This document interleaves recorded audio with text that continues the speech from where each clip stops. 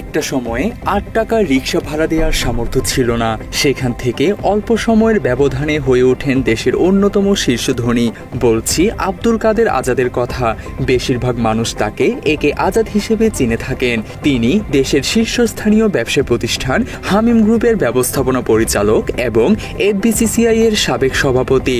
সবশেষ দ্বাদশ জাতীয় সংসদের ফরিদপুর ৩ আসনের সংসদ সদস্য হয়েছিলেন তিনি। দেখেন, আজকে Hamim group is one of the largest. গত বছর আমি ব্যক্তিগতভাবে হাইয়েস্ট ট্যাক্স পেয়ার হয়েছি ঢাকা সিটিতে। এই বছর আমি হাইয়েস্ট ট্যাক্স পেয়ার হয়েছি বাংলাদেশ। প্রবাসী সাংবাদিক ইলিয়াস হোসেনের অনুসন্ধানী প্রতিবেদন 15 মিনিটসে উঠে আসে বন বিভাগের সব মিলিয়ে 16 একর জায়গা দখল করে গড়ে তোলা হয়েছে হামিম ইন্ডাস্ট্রিয়াল পার্ক। বিষয়টি নিয়ে মামলাও চলমান রয়েছে বলে জানিয়েছেন সেখানকার এক কর্মকর্তা। বিস্তারিত তথ্যের জন্য বন বিভাগের প্রধান কার্যালয়ে যোগাযোগ করতে বলেন তিনি। 11.55 একরে কত বিঘা আমি জানি না, 16 একর 11.55 একর।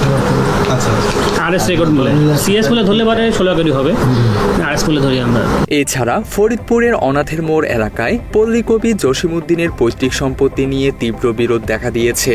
কবির দ্বিতীয় ছেলে ডক্টর জামার আনোয়ারের স্ত্রী রাজিয়া সুলতানা অভিযোগ করেছেন সাবেক সংসদ সদস্য ও হামিম গ্রুপের ব্যবস্থাপনা পরিচালক আজাদ এবং তার ভাই বিলাল হোসেন কবির পরিবারের জমি দখলের চেষ্টা চালাচ্ছে। সুলতানার দাবি, কবির রেখে যাওয়া প্রায় 51% জমির অংশবিশেষ কিনে নেয়ার নামে আজাদ পরিবার পুরো জমি দখলের চেষ্টা করছে। মাত্র 30% টাকায় জমির মালিক হয়ে নতুন বাংলাদেশের গড়ে তোলার স্বপ্ন দেখা বাংলা বসতি।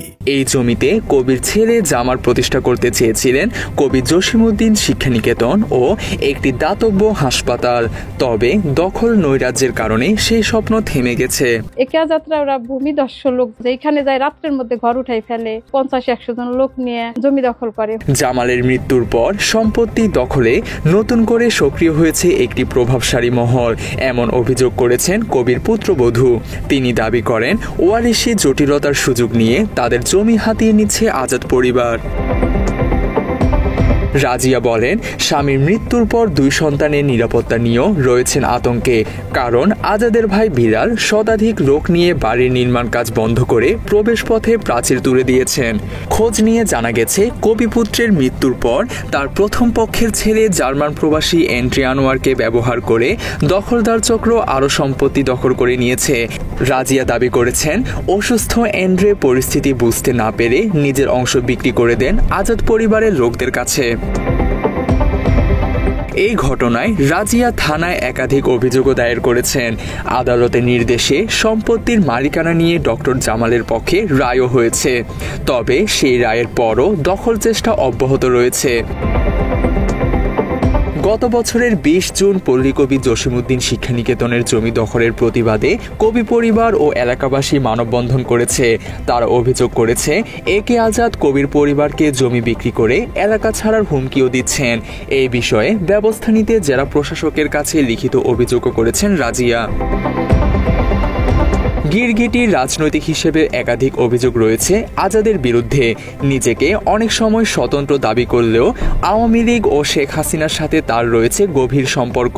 দ্বাদশ সংসদ নির্বাচনে আজাদ স্বতন্ত্র প্রার্থী হিসেবে জিতলেও ছিলেন ডামি নির্বাচনের অংশীদার। বিভিন্ন অনুষ্ঠানে আওয়ামী লীগের ব্যানারে তার উপস্থিতি সেই প্রমাণ দেয়। 2024 সালে মহিলা লীগের আয়োজনে ফরিদপুরের এক আলোচনা সভায় উপস্থিত ছিলেন আজাদ।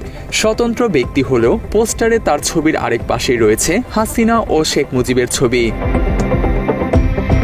এছাড়া আওয়ামী লীগ ও হাসিনার গুণকীর্তনে নিজেকে ব্যস্ত রেখেছেন একে আজাদ। প্রায় 16 বছর যাবৎ দেশের মানুষের উপর যে স্ট্রিম রোলার চালিয়েছে হাসিনা, সেসব নিয়ে কখনো প্রতিবাদ করে একটি শব্দ উচ্চারণ করেননি তিনি। শেখ হাসিনা নেত্রীর সাথে যুক্ত হই এবং আওয়ামী লীগের সেই কঠিন সময় নেত্রীর সাথে আমি একত্রে কাজ শুরু করি।